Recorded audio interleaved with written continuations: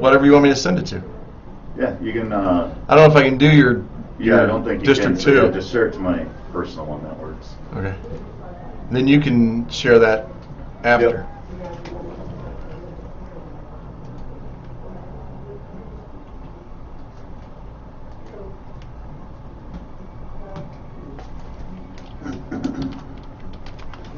Yeah, I got stink eyes last night. Yeah. It happens though.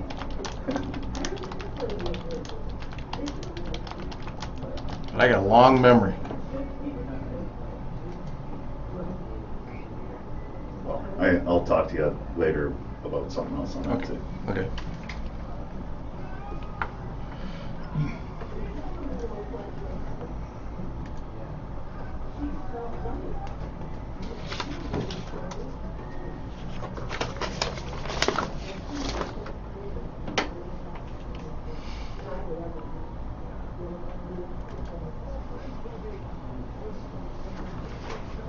Can you hear it? Mm-hmm.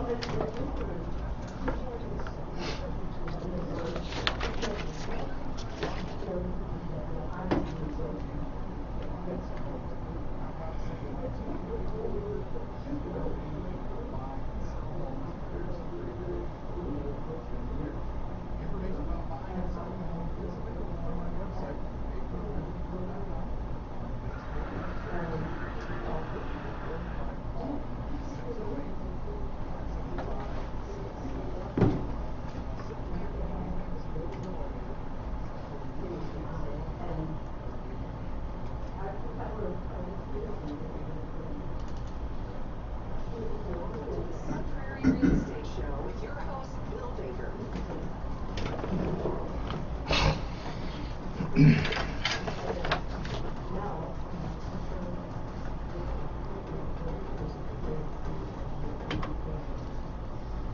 Hey, good morning, everybody, and welcome to Hump Day and the Sun Prairie Real Estate Show. I'm your host, Bill Baker, and you're listening to 103.5 WLSP, The Sun, right here in beautiful Sun Prairie at the Sun Prairie Media Studios, home of Station of the Year, as presented by the Wisconsin Broadcasters Association a couple Saturdays ago. Kind of excited about that. A huge win for our media center, and glad that we could accept that award. We made some room off our shelf with all the other trophies and put it right in the middle. That is the Big Boy Award, by the way. That is for large market. That's up against the big guys. And we got that award. Hey, Laura Stanfield and I created this show almost 7 years ago to provide you with education and information about buying and selling and investing in real estate. And this is not a sales show. This is an information show. And we're very proud of the message that we can bring to you. And today, we're going to talk about housing in Sun Prairie in a way that you've not heard. If you're tuning in right now for the first time, do not go away, because I think you're going to be interested in hearing what we have to say. I have a special guest in studio. To do that, we're going to present to you the housing study and review it, and I'm going to give you my opinion on it. Last night I attended the Council of the Whole, which is the meeting prior to City Council. The council members get together, chat about items on the agenda, and one of them was the housing study that we've been talking to you about for over a year, that we knew that was out there.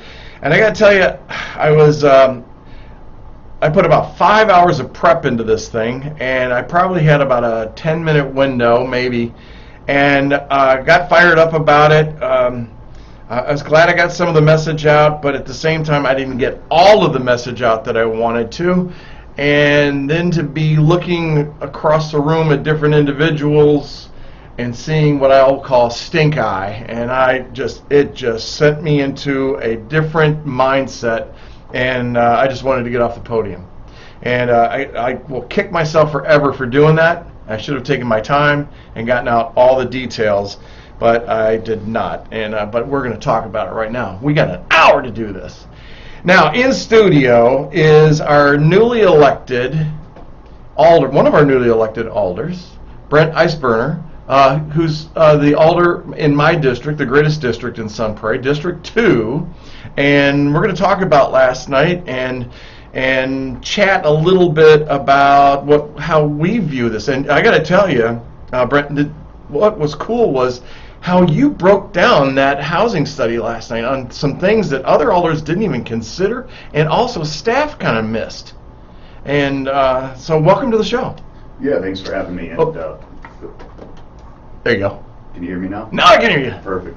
Well, thanks for having me. I feel a big part of my job as an alderman is to read everything. Sometimes you get packets that are thousands of pages. This housing study was 156 pages or slides, and I reviewed it a few times, and in doing so, I also talked to some of the local developers that I know. I talked to real estate agents, you being one of them, just going over the information in the study so I could be more informed in the questions I had. And I may have caused the meeting to run late last night by a bit, but I feel that it's important questions to have answers given, and one of the things I want to make sure is that the data is accurate or current, and the other one is that this isn't a templated report. It is focused very specifically on Sun Prairie, and I think some of the issues that I discussed, it looks like a templated report. The data is different and whatnot, but it looks like there's some templated language in there that I don't feel should be in the study. Yeah, I agree with you. But hey, let's back up a little bit here, because this all started before you were in office, and the housing study was created to give a picture of what the housing market is like in Sun Prairie, and that's home purchasing and also the rental markets that are out there. And it took them over a year to do this, and then when we get the report, as you were saying, I have to agree with you. It looks like a templated project, I guess, or presentation piece. And I was questioning, was the $80,000 we spent on this even worth it? Because the data that we got, and I proved it to you, was so outdated. And you would think an organization or company like the Lakota Group and all that, who's worked with us before, would have the means, whether it's through one of their advisory panels or something like that. They had two real estate agents that were on there. One of them quit, by the way. A leading agent quit because he didn't believe in it and the way it was being led. You would think that they would pull up the information and hand it to him, just like I did to you yesterday or 2 days ago. It was, yeah, and with that too, again, I'm sure a lot of work went into this. Sure. But when it comes to the data, again, when we're talking $80,000 to be spent, a lot changed from 2019 to 2022, 2021. They initially reached out to some of the developers in the area, but never followed up with them. And when I asked some questions, the developers don't even remember the conversations. And you'd think because of how COVID and the funds that came from COVID have impacted, just daily life, and people are adding on to their homes, they're looking for a new home, things like that. You'd think that they'd reach out to a developer to get an update. Are things the same, or is what we discussed initially back in, a couple of years ago, is that still good? I agree. And they put as part of their advisory group, there was quite a list of names that were on there, but I don't see Randy Martin on there. I don't see Chris Miller on there. I don't see a Simon on there. I don't see. I see. Now I'm blanking on it. Steve Hannaran. Mm-hmm. He was on there, and I appreciate that because of their development of Town Hall Road and all that. But the key developers that can make things happen were missing, and I don't understand that. We also you presented it very well last night, that people in the rental market, even the largest stakeholder in that rental market, he doesn't remember having a conversation with these people at all. Mm-hmm. That's a problem for me, because believe me, if somebody with a housing study talked to me about it, I'm 60, I got gray hair, I got that wet wear between my ears too, but if I didn't remember that, I don't think I would not remember it. Correct, and that was one of my concerns and I understand that, getting these people to sit down and talk with you for a while is probably going to be a little difficult because they're busy. But, the fact that it sounded like it was a one and done phone call, no written correspondence exchange, that I just feel does an injustice. You have a wealth of knowledge through various developers and rental owners, and I would have hope that that wealth of knowledge was not just glossed over or picked at. Yeah, I agree with you. So let me, I don't want to dominate this show, even though it's my show. This is about you. What do you think about the study? Let's talk about it a little bit. Yeah, so I don't want to put you in an uncomfortable position, by the way. Oh no, that's fine. When it comes to the study, I started by reading the executive summary because I've looked at various reports before. The executive summary is supposed to be the high level. This is the most important information, and right away I noticed some issues there, and perhaps this is a templated language. I didn't really get a good answer, or what I felt was a good answer from the people presenting. I know the staff tried to kind of salvage their answer, but I still don't feel comfortable with it. And specifically, it deals on page 12 of the report in the executive summary when it's talking about redlining, discriminatory lending practices, things like that, all of which absolutely did happen, and there are effects that are still felt for it, which I understand or felt from those practices. But that's not what the report said. It said, yes, this happened, yes, there are problems with it, but it said these exclusionary zoning, discriminatory lending, and redlining practices still happen today. So I asked, where in Sun Prairie do they happen? Because if that is, the report was focused on Sun Prairie. Sure. If that is still going on, then we need to stop that. And I think it would be very easy to stop that. But the answer I got was, well, it's not really going on in Sun Prairie. So my question is, why is it in the report? Exactly. But from remembering last night, it took them 2 or 3, maybe 4 minutes to give you that answer. They were like, I felt it like I was talking to my 10-year-old, and did you break the window? No, the ball broke the window. Exactly, and quite frankly, I'm not sure if they didn't expect people to read it, but hopefully, it's clear. At least and I'm sure other alders read it as well, but I don't, when I read something and, perhaps it's the attorney in me, I look at the details, I don't just kind of gloss over it. And that led to another question. In the same slide in the executive summary, they broke it down by race of white, black, and Hispanics. And so I asked, what about the Hmong community? Or Asians. Yeah, and they said, well, we talked to them, but their feelings on housing were different, and we didn't really have a good feeling in the report. And again, why? Why not? They make up a large sector of the community. Their voices need to be heard just as much as anybody else's. Yeah, Hugh Cha would be ticked at that. Yeah, I'm surprised he wasn't on Facebook this morning talking about that. And he's a friend of ours. Right. And why? I don't know.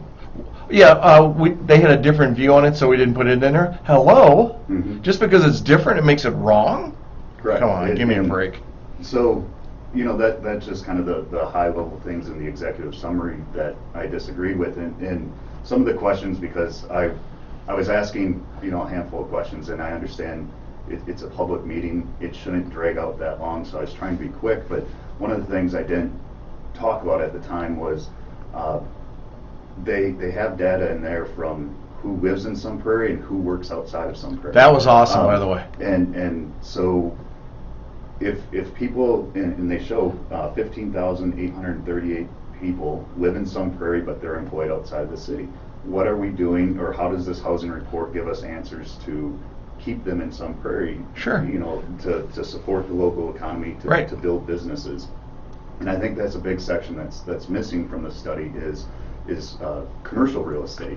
I think that we need to attract businesses to come to Sun Prairie, because then the workers can work. And they talked a lot about the low-income workers. How are they getting to Madison? Sure. They're taking a taxi, they're using the park and ride, but how do they get to the park and ride?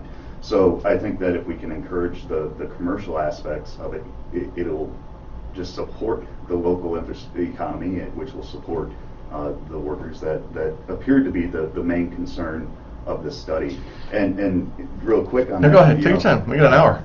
True. So I do think that there should be a focus on the low earners, because they don't have the option to buy down, which was heard.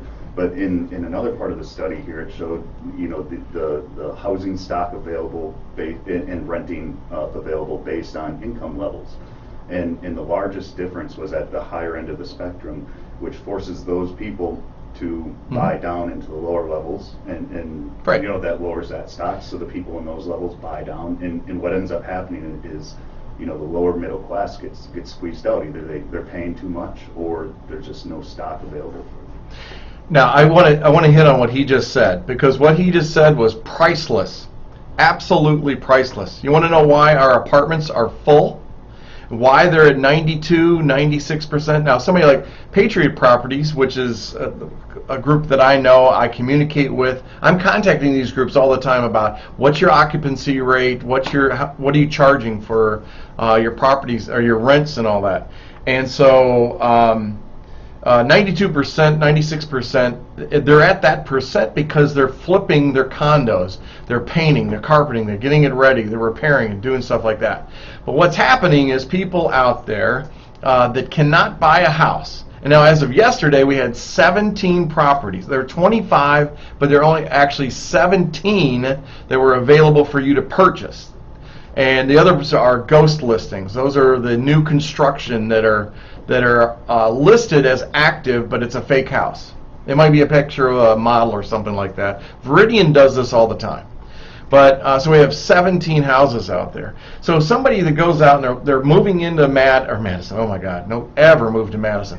If they're moving into Sun Prairie, they can't find a house. They want to be in our school district. Then what they do is they have to rent, and so they take a rental for somebody else. Take it away from somebody else.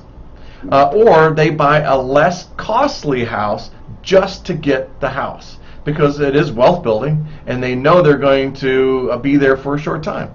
And on that too, the higher earners that are buying kind of the less expensive house, they're the ones that go in there and can overpay for it. Correct. And it really kind of squeezes out.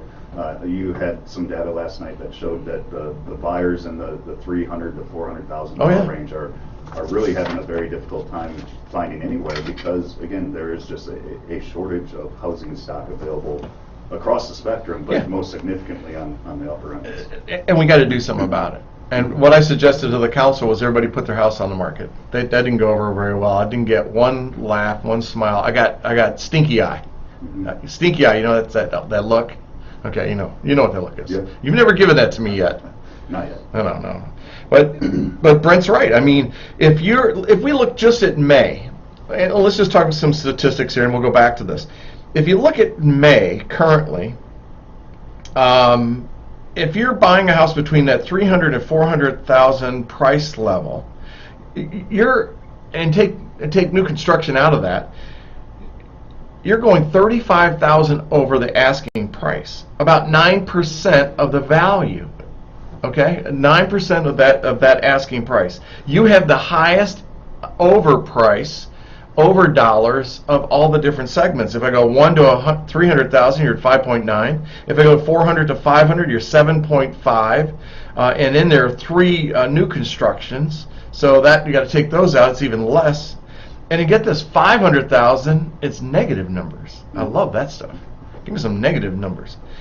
By the way, 63% of all accepted offers had competing offers. So if you remember back in our last show, those numbers just continually to increase, and they're going to take another increase on the second half of May. You'll see, I bet you we're going to be 70, almost 80% of that. But yeah, I mean that's kind of interesting, you know. But you're right. You're right. It's taking away those sales.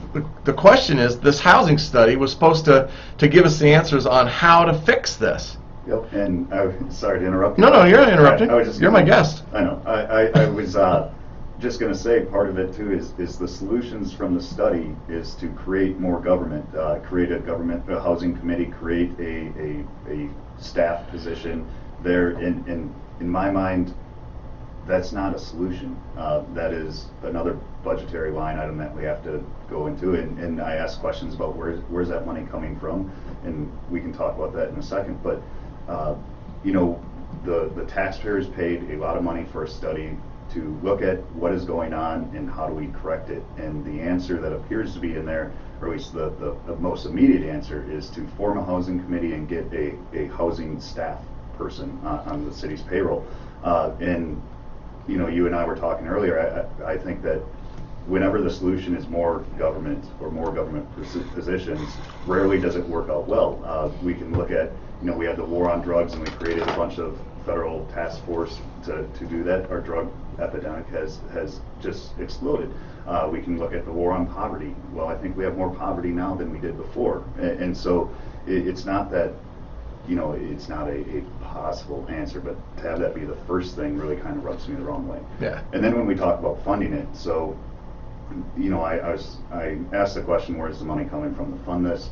And a lot of it is ARPA funds, but when that runs out or that dries up, then the answer is to get the TIF, or you can legally hold a TIF open a year longer than it was proposed, because the statutes allow you to do that. So holding these TIFs open for an extra year, now all the what would have been tax revenue coming from that gets put into a separate fund, an affordable housing fund, and then that fund can be used to, or a certain percentage has to be used to, make housing affordable. There's not really a direction on how that goes, but the thought was, well, we can take some of that funding and put it towards the staff position. Mm-hmm. Well, again, in my mind, the taxpayers, the council created these TIFs. The taxpayers kind of, they work through their council to get the TIFs open. They're promised that at the end of the TIF, there's going to be this large increase of tax revenue, which should offset or lower property taxes for the rest of the people. And now, as the council, we say, well, except for that first year, we're going to keep it open another year, and we're going to use that money to pay our own staff positions. I just think it takes away from the citizens. Correct, and I think even though it's legal, I'm not sure if it's right. Right. And I think that it's almost like pulling a blanket over the taxpayers' eyes, saying, look at all this revenue that these TIFs are going to generate when it closes, but oh, by the way, we're going to keep it open the next year. Sure. So. And I don't have a problem with a housing committee being established. I think that's a good idea. I don't think we need a housing person in there, and here's my logic on that, because they don't know enough to really be in that position except to facilitate the meetings. So the committee that I would see would be myself, a lender, a developer, a builder, community folks that are in there from different demographics to talk about this and lay this out. What they're talking about in the proposal, and what concerns me, is the funding of down payment assistance and stuff like that, which I have no problem with. Right now, it ain't working. That's not working. If you have down payment assistance, you're not getting a house. I don't care who you are. Because what's happening in our world is conventional mortgages are nailing it. Cash is nailing it. FHA and VA are the wicked stepchilds. They're the kids that are sitting in the corner, and because you have FHA on your offer to purchase or a VA, you're not going to be considered in most cases. And I proved that on our current stats in May. I mean, we have one VA transaction, which really ticks me off. I'm offended by this because I know that, and let me tell you why I'm offended at it. I should be fair about this. I work with people that, I have buyers. I have one that, and I was fired up coming into that meeting because I just had a client on a property up in Poinette who's a veteran but was using FHA because the VA standards were too hard with the amendments and all that, so he had to flip over to FHA, and we really feel he got turned down for that. Mm-hmm. How about that? Yep. And that was our fifth offer that we'd written. And I honestly had one, a seller or a realtor say a seller didn't want an FHA agreement. Mm-hmm. So he took a lower cash offer. I'm like, what? Yeah, it's a crazy market, but and so those down payment assistance aren't going to work. Correct. You don't have enough money to do that. Can I explain why also on it? All right, so if let's say that you're approved for, I don't know, $300,000, okay? And you write an offer for $300,000. If you're a VA or FHA, you're 3.5% of the mortgage. So so you're putting $9,000 down. Okay. Well, if the house comes in and appraises at 250, dude, you got a problem. You got to come up with that extra cash. And it happens. Not all the time, but it happens. And so there's that caveat. So that's how our FHA and our VA people are getting hurt. And that's wrong. That's just wrong. So you got me on my soapbox. My face turning red? A little bit, yes. Sorry, man. Yeah, and so again, I do think that there should be some focus on how can we get these lower income earners into a house, because I think owning a house is, the American dream. Sure. But the proposals right now are, well, we're going to create a fund. And then, to do what? Well, exactly. And so creating a fund is great, but there needs to be metrics on, number one, how are the funds even distributed? So for the down payment assistance program, obviously there will be metrics to qualify for it, but we don't have enough, we won't for a while have enough in this fund to help everybody that needs it. So you're going to have to be picking and choosing. And so I just have questions on how that's going to work. Can you see your Facebook feed? Oh, no, I don't have Bill Connors, and thanks for Bill Connors is the former council president and also District 2 alderman. He says the city government would be foolish not to take advantage of the state law that allows the city government to keep TIF districts open one extra year to fund affordable housing programs. However, watch what happens after that extra year. Last time a big TIF district closed in Sun Prairie, the city council voted to use the large increase in property tax revenue to make a big increase in spending rather than reduce city property taxes. I voted against that, but most of the rest of the city council thought it was hunky-dory. He's right. Yeah, and well, again, I kind of disagree with that. The state would be the city would be silly not to keep it open, because in my mind, that was a promise made to taxpayers that we're breaking. But yes, it does provide revenue for the city. But as Bill alluded to, how are we using that revenue? Right, exactly. In my mind, if there's this large fund or a large influx of cash, and we spend it all on new initiatives or new projects or whatever, then have we really helped anybody with it? Something that you hit on a few minutes ago, talking about 15,000 that live in Sun Prairie, work out of Sun Prairie. The number that got me was, I think it's 16,000 that live outside of Sun Prairie and commute into Sun Prairie to work. Mm-hmm. That's telling me I need 16,000 homes. I need 16,000 homes. I need those people to live in the city of Sun Prairie, because I need them to go to Buck and Honey's or to Anna's Pizza. I need them to go down and shop at Prairie Flowers. I need them to support our tax base, help our school districts. So that's where we need economic development to get off their butts and go do something. I mean, we've got to get builders here. We've got to get developers here that want to develop in the town. How do you do that? Well, it's a comment that Bill doesn't like, because he and I have talked about this a little bit. And you've got to make the incentive to the developer and builder to want to come over here. You got somebody who wants to build a house, and they go, I got a great Sun Prairie lot. Why? Because my infrastructure is maybe half of what it is in Windsor or Bristol, something like that. And I'm speaking generally here, but we have to have an incentive to get them to come here. Yeah, and when I had some discussions with developers, I think normally, and it's the first thing I thought of, is when you talk about incentives, the city's giving money to the developer, and I'm against that personally. Yeah. But there are, and I talked with the planning director basically on, there's the statistic out there that 25% of a new house cost is just in regulatory fees. Exactly. Now, a lot of that is set by the state and the county, but some of it is set by the local governments. And I'm not saying that we should do away with housing inspections, because that makes no sense. Sure. But how can we make this go faster or be a little cheaper? Because even if it's only a few cents on a dollar cheaper, it's still an incentive that we can do here locally. Well, yeah, I mean, if you could drop that to 10%, okay. Now, here, and Bill Connors, if I'm speaking for you, forgive me on this, he's going to say, where are you going to make up that revenue? Because it's significant. It's a few $1 million every year, right? Mm-hmm. But we've got to do something, and that's just one of the processes. I think the way to do it is by working with lending. I think we need to revamp our lending and our mortgages and how we do them, because I think they are discriminative. I think that they are limiting in the way of, there are people out there that could buy a house, but they don't understand the paperwork of the process. Folks, Brett, there's people here that read that survey or the study. They can even read the chart. I mean, you got to think about it. If you're looking at the what is it, page whatever, even page 14, where it's talking about housing gap, renter occupied housing. To look at that chart, if you're not used to working with charts and that information, they don't know how to take that. They don't understand that. We've got to make it easier for people.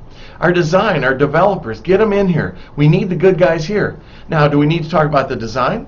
Yeah, I think we do. I think we need to work on that. Vandenberg Heights is there because they needed military housing, right? And that's what was put there. Same idea with Levittown. I talk about that all the time. I love that example. I've actually experienced it, lived in a Levittown home, and it was designed for veterans coming back after World War II that couldn't afford regular housing. So he created a housing project development, and they named a city after him. That's how big this was and how successful it was. But that's what we have to do. We got to get out of that mindset. We got to get out of the box and really create something new. And I think Sun Prairie and I think you and the City Council are capable of doing that and really steering that. Well, in my conversations with CDA, Scott Kugler and the staff there, it is up front on their minds. How can we solve this problem? And I think that at least one of the hopes I was getting or had for this study was it gave real solutions that are actionable beyond hire more staff or spend more money, because I think throwing money at a problem, but as you said, doing things relatively the same won't lead to a solution. It'll just lead to more money that has been spent. The other thing, not to make too big of a transition, but one of the issues I had with it was how it appeared to approach zoning, and one of the concerns I have is the transition from something that was zoned single-family housing. Well, now we can rezone that to multi-purpose or multi-family housing, and part of the reason I think that is in the study and appears to be, at least in my mind, how the study is being moved is I remember reading a while back, and you provided some updated paperwork on it, but the federal government is really kind of trying to get their hands into local municipality zoning ordinances, and so they're providing more grant money, more funding for more multifamily housing or zoning for that. And it concerns me that the federal government, federal funding is being tied for it, because it's very difficult for a city to turn that down. I mean, it's free money, so to speak. But I am concerned that the American dream of having a single family home on a small piece of property with a white picket fence or whatever your American dream is going to be less and less affordable to people. As the zoning comes, there's more multifamily. So that is an issue that I had with the study as well, which wasn't really answered by when I asked the question. Well, in fact, they said that the multifamily residential mix was not an issue for people that they interviewed, and I don't think they remember Colorado Commons. It's going to take legislative response too. Melissa Ratcliffe is listening, or is on Facebook right now watching the show, and it's going to take a person in that seat. And I know Gary Hebel would have led that charge, but he's now retiring, and I'm tickled that he's retiring, but I'm not tickled he's retiring. I'm glad that he's able to do that. But it's going to take that legislative charge, and it's going to have to be on both sides of that aisle to make something happen. Maybe it's a tax break on the products, the goods that they have to buy to build a house. I mean, we already know that those values are up 19% over last year. Just the cost of your supplies is up 19%. That's a killer. In the study too, they suggested that they said that we had to increase housing by 200 houses per year. Well, guess what? We've never done 200 houses in a year in Sun Prairie. Well, and period. Correct. And another thing that I would be interested in seeing, and I'm surprised it wasn't in the study looking at housing, is how many permits did we grant for for single-family housing in 2019, 2020, 2021. And if that number is decreasing, why is it decreasing? Why is the city not granting more permits? Well, Connors and I talk about this too, is that I don't focus on permits. I focus on finished product. But I think it'd be a good comparison where we could see, here's the permits that are pulled and here's the finished product. Because I know it's taken 6 months to a year now. It was three to 5 months, and now 6 to 12 months. So if they pull 200 permits and you only produce 115 new houses, something's wrong. Mm-hmm. Something's wrong. And I know it's going to be a challenge to get to 200 houses. And here's why I know. Because we don't have the labor. We have people that don't show up for work. And these guys will tell you. They just don't show up for work. They must have more money than God. I don't know. Well, and you mentioned it earlier too, the cost of materials is going up. And I think the writing's on the wall that inflation is going to stay with us for a little while now. Yeah. The material costs aren't going to go down. The supply chain issues are going to continue to be an issue.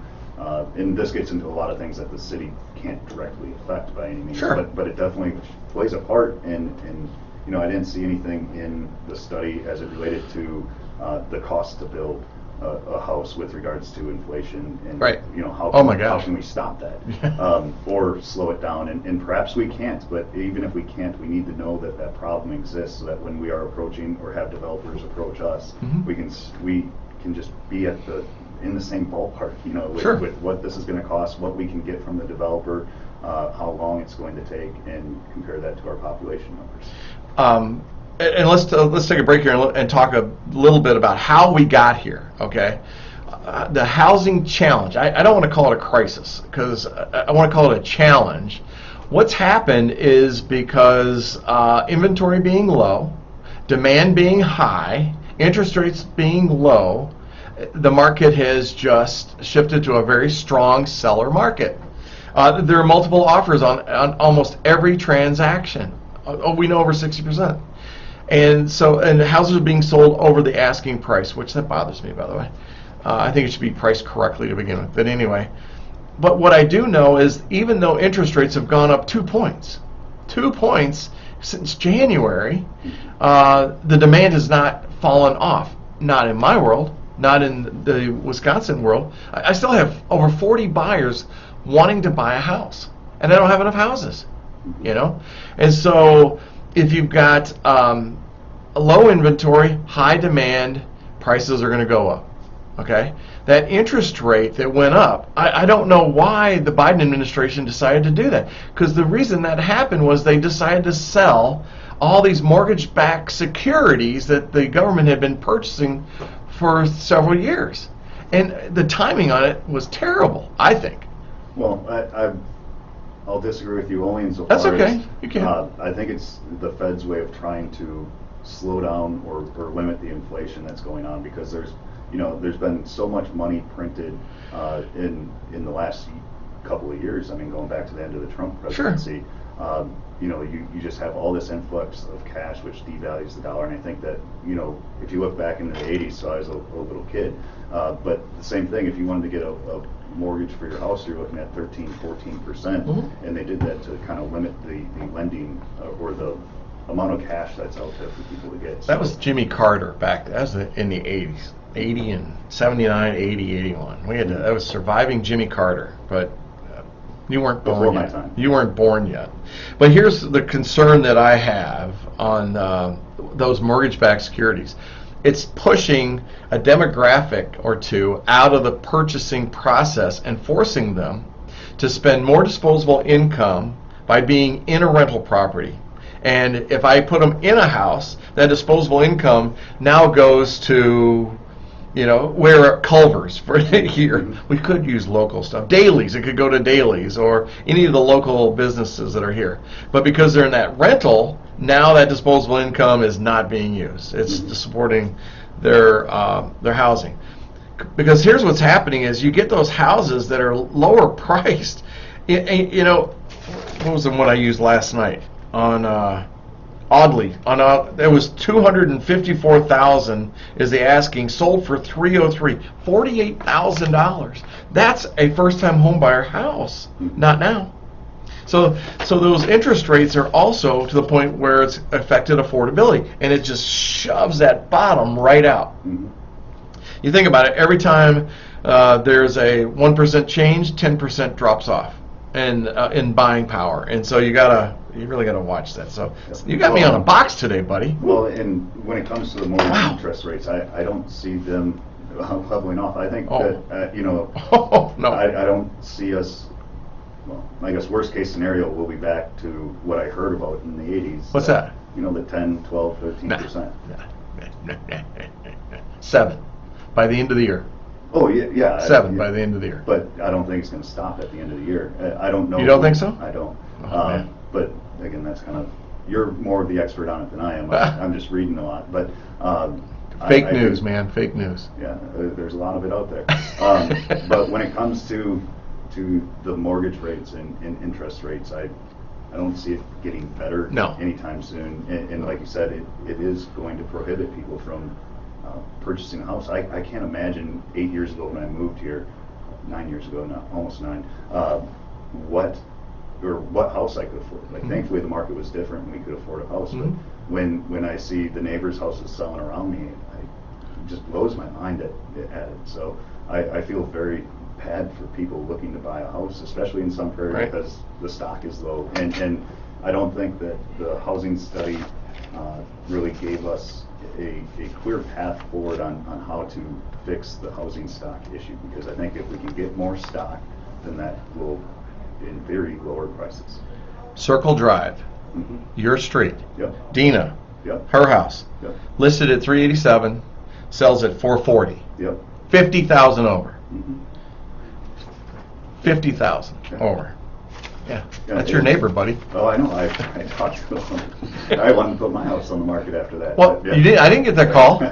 Well, where would we move to? Well, Yeah. well, there you go. And that's the thing. People are going, well, where would I go? Where would I go? And it's a shame, because I use the stock example all the time. Because if I were your stockbroker and I called and said, hey, your Tesla stock has topped out, we need to dump it, you'd go, okay, let's do it. But because the next thing is, usually it's, well, I don't want to move, and then the other one is, where do I go? Or sometimes it's, where do I go, and I don't want to move. Mhm. But if you look at the equity that's being achieved out there, Mhm. all through sales, it's amazing. That's why a lot of people go, they sell, and they move into an apartment. Mhm. The house that I bought on Continental Way with Terry, those people went into a rental property Mhm. and because they're sitting and waiting. Mhm. Great idea. Well, yeah, and I don't know. I think I've heard about the second housing bubble collapsing. I don't see that on the No. horizon. And you read stories about how this is all a bubble and it'll crash. I don't see that happening. No. At least any time in the No. near future. So, Ain't happening. I guess if you were one of the lucky ones to get into a house early, you do have amazing equity. We refinanced my house twice while the rates were going down, because Why it not? just didn't stop going down. Right. Yeah, and like you said, I'm making lower monthly payments. Sure. I was able to cash out some of the equity. And, Sure. why wouldn't you do that? And now Sure. it's going the other way. So.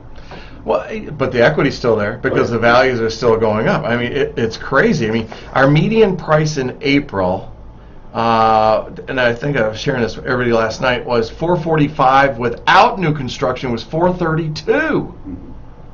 And right now, I did write it down last night, didn't I? I got to put my glasses on to read it. With 17 of all the properties sold, new construct, average price was $456, 3 beds, 2 baths, 1,900 square feet. But if I take that dollar amount, the median price right now in May, as of yesterday, is $367,000. 75% of those are that conventional financing, which that's good, but wow. Yep. And one thing that kind of struck me again Wow. is when you pulled this data, it's as close to real time, if not real time, as Yeah. possible. The study, it appears that they pulled the data once, and that's the data they used, and they talked to people once, and that's the responses they used, which is great because it gives us that snapshot of that time. Sure. But again, a lot of things have changed over the last couple of years. So I don't think that the housing study told us No. all that much that we didn't know. We need more housing. We need more apartments. And Did you say more apartments? What's it? Yeah. Did you say more I apartments? did say more apartments. You may not get reelected after that. I know.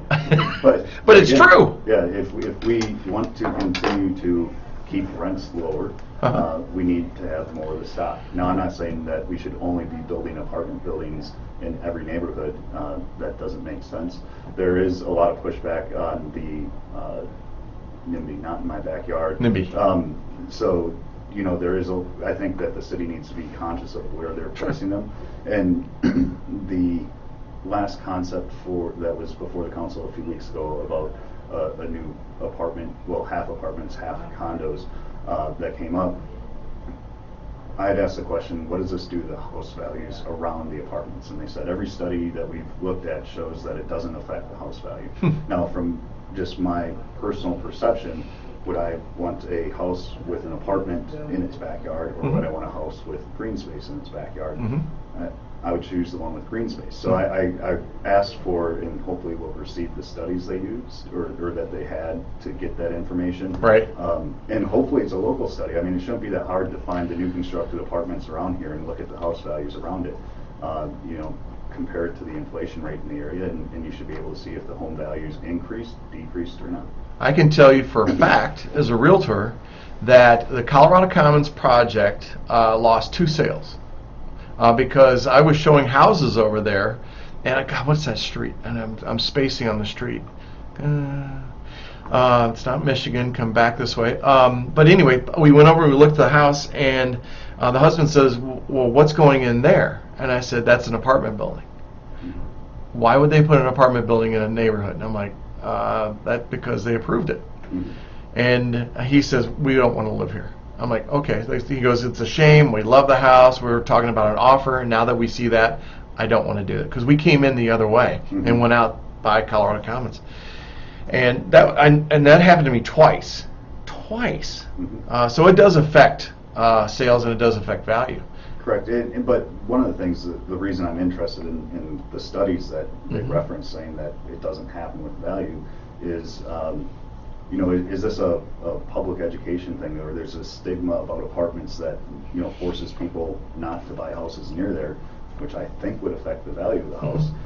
But if that doesn't happen or doesn't occur, then we should be letting, other people know that, because there is a stigma with apartments that I don't think is there. If you look at the apartments that have been built, most of them are higher rent apartments, very nice. And another thing that the city staff has shown me, which I love, is the GIS system. So they've integrated it with the fire and the police and other agencies. And the amount of data that you can pull and have a visual image given to it is pretty amazing. But you don't necessarily see the spikes in police calls or fire calls related to new construction. Yes, there are a few more, but it's not what I would say the general perception or some of the perceptions you hear about apartments. And quite frankly, I think apartments are necessary because that is the stepping stone to get to the single family house. Well, when I was out of college, I couldn't afford a house. I couldn't afford a house until I moved here. So. Well, in the study, and I'm assuming these numbers are correct, since the other information was outdated and was not accurate. I mean, they were using information outside of our city of Sun Prairie. But one of the statistics, like 2,600 people live and work here. Okay, well, that concerns me. Is that just, what's the demographic of that? Who is that person that's there? Because what I would say is, without the apartments, you won't have a Buck and Honey's. Without those apartments, you won't have a Daly's, or because those are the worker bees that are working at those positions, your waitresses and bartenders, or the foundry, or also the bakery, those folks, or the beer, our distributorship that's out there. Those are the folks that are working those jobs. And so you have to have rentals. There's no way around it. But you're right. The NIMBY is the issue, and I get that. Man, I get it. I would be the same way, because I'm selfish, and I don't want you to be in my backyard. Well, yeah, and again, I think part of it though is there is there needs to be well thought out plans on where this multifamily housing is going and how large it is. Now, most of the construction is because it's built out of timber, we have, 4-story limits on it. But, yeah, I think that it's and if you look at the comp plan, the last one from 2019, a lot of people didn't want more apartments. Well, That's being selfish. it is, but And lack of knowledge, education. In the same case, then we need more single-family houses. Oh, we do? And right now, I'd say we need both. But Sure. if We do. If the public wants more single-family houses, then how do we get more single-family houses here? Right. Scott Kugler pulled out a stat last night showing that we were the second largest community of single-family homes in the state of Wisconsin. Thank you very much. That was good. I like to see that. But I wanted to go in here. It's talking about some of the housing strategy matrix. We got about 14 minutes left. Oh, 10 minutes left. Oh my gosh, we talked forever. It says some of the organizational strategies, communication, education around housing. The city of Sun Prairie and nonprofit organizations can support housing through education and communication. Absolutely agree, 100%. Because you have Sunshine Place that's helping with the housing, and that can be directed there. That just shows that we don't need somebody as a housing employee of the city, staff member. We can send them there for that. The education on buying a home, oh my gosh, I don't know one realtor in here that would not, in the city, that would not take the opportunity to put on an educational forum. I know the Wisconsin Realtors Association would be glad to do that. The Madison Area Builders Association, they would be glad to do things like that. So we have that. Dedicated Housing Committee, yes, let's do that. I mean, I'm okay with that. I don't need a staff member for that, right? It's like the communication commission we have that oversees the media center. We don't have a paid person for that, and we do pretty well. Well, and I think, part of the reason for why the study has that position created is for city control over the committee. But other than that, I don't know what the person would do other than, communicate the committee's concerns to the city or the city to the committee. But I don't know if that needs to be a full-time paid position. Yeah, I agree. When it comes to apartments and that, I mean, I've listened to Planning Commission, I've listened to City Council, I've listened to COW. Sometimes I think that there's more interference in the way of design. One of the examples was, I believe, that the development on Jenny Wren, they wanted to put carports in there to reduce costs so they could keep the rents low. And they was absolutely shot down because they believed they needed underground parking. Okay, well, I need to drive, big BMW, but I can't afford that, so I'm going to drive my F-150 because that gets me there. But at least if we look at those zoning and those design aspects, and not that we're reducing the quality of the product, but we're adapting to what's needed in the way of looking at those lower rent amounts. Because folks, right now, I'm going to tell you, if you rent a house, and Mark Carson's mom, Lisa, told me I could share this. I mean, they're over at Catalyst. They're at Catalyst, and their rent just went up $70. And then they get a 10% or $10 increase also in their pet fee to $50 a month. A month for a freaking animal. That's a lot of money right there for somebody that's renting, and they're in that category where they're just able to purchase a home, but the pricing is not there, so they can't do it, so they got to stay in a rental. And but now talking to Patriot Properties in the way of rentals, they're telling me that rental amounts, and talking with other commercial agents that are out there, Heather Ewing and some others, that rentals are actually the monthly fee are lower than market value. That they should be $200 or $300 more. Blew me away. Yeah, that Blew me away. surprised me too, because when I look at some of the rental prices, I'm like, my goodness, right? Yeah, and that's why people should be buying a house. It's cheaper to own a house than it is to rent an apartment. And so, the people that are out there, and you talk to the guys of, what's his name? But these guys are telling me 10, 20, 30% increases. And I said, well, why are you doing that? And one of them said, because I can. I'll rent it. Yep. And I'm like, Well, wow. And I think a lot of that comes down to, and again, whether or not I can is right, the morally right decision. No, I know. But again, they are businessmen, they have a business, and if they can grow that business, good for them.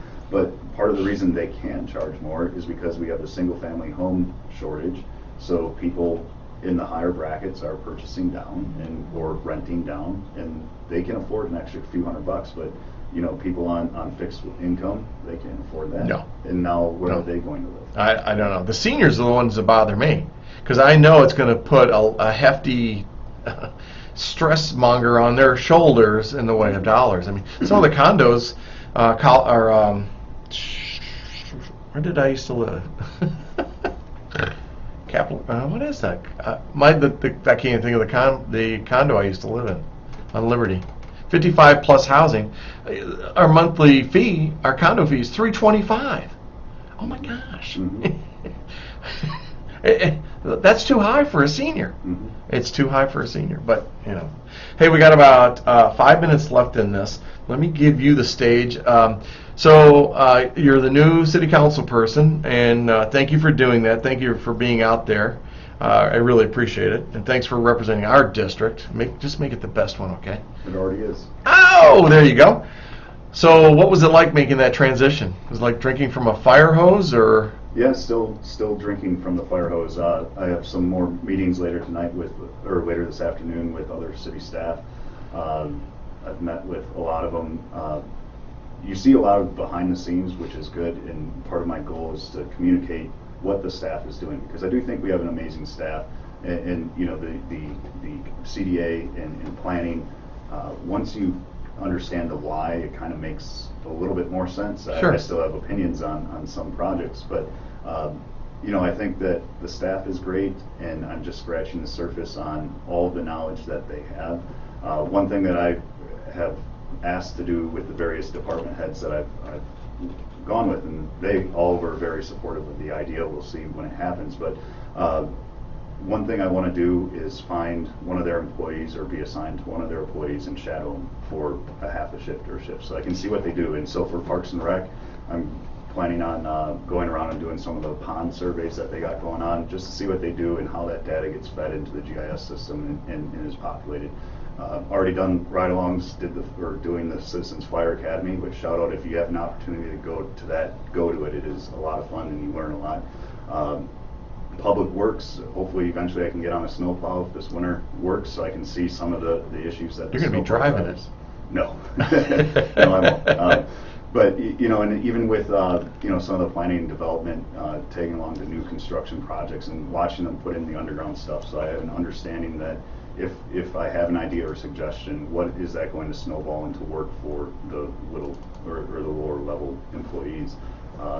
Because I think that our staff is great and I'm learning a lot. I still don't agree with everything or all the positions, but that's perfectly fine. But here's what I like about your involvement in the council is, and I believe this from anything, is that disagreement is okay, because that's where growth occurs, or conflict. Let's use conflict. Conflict is a good thing because growth and development occur. Now when we polarize, that's a problem. But knowing you well enough, I know that you're in that open-minded, you just want to know all the facts. You're an attorney. That's your real bill-paying job, and that's what you do. And I know that how much you care about this city. So I'm looking forward to your involvement, and I really, I feel Sun Prairie evolving a little bit, and I really enjoyed that. Watching Terry McElroy was into the conversation I was giving, and you and Stalker, Bob Yokish, he was interested in there. Got stinky eyes from some others. We don't need to do that, but I know there are good people on our city council. People are telling us that the reason they're moving to Sun Prairie is because of our school district, number one. Number two, it's because of how we all get along, and that means city government. Everybody is approachable, and if you're listening and you've not spoken to your alder or met your alder person, please reach out to them. I believe they will all respond. I know that my alder responds, so and we can have a conversation. I'm sitting right across from the guy right now. Be involved in government. The other reason that people like us is our parks and the layout of our community. So you got a great community here. We've got a great city, and be proud of it. Be excited about where you live. If you need help in the way of buying a house, ask me questions. You can find me anywhere. If you have a question about city government, you don't always have to go to your elder. Go talk to this guy. He's interested in your needs. He could, and they all are, to be honest. This is Sun Prairie for all. So, was that fair? It was, and one other thing that I've told every department head and staff member that I've met with is, if you hear me say something at a COW meeting or a council meeting that is wrong, pull me aside and tell me why it is wrong and what it means. So I appreciate working with them. I look forward to the next couple of years. Brent Eisberner, Alder in the District 2, the greatest district of Sun Prairie. Not the friendly first, but the greatest. We got to come up with something for that, you know. Yep. Stalker's got us nailed on that for friendly first stuff. But hey, Sun Prairie, thanks for listening. I hope that was informative, if not confusing. And if you have any questions, comments, concerns, reach out to me or reach out to Brent. And man, we will help you any way we can. Sun Prairie, see you on Saturday at Farmers Market. Hopefully it warms up. Except I already put my parka away. Brent, thanks for joining me. Thanks for having me. You're welcome. Bye, Sun Prairie. Studio 2, please. Isn't it 12 already?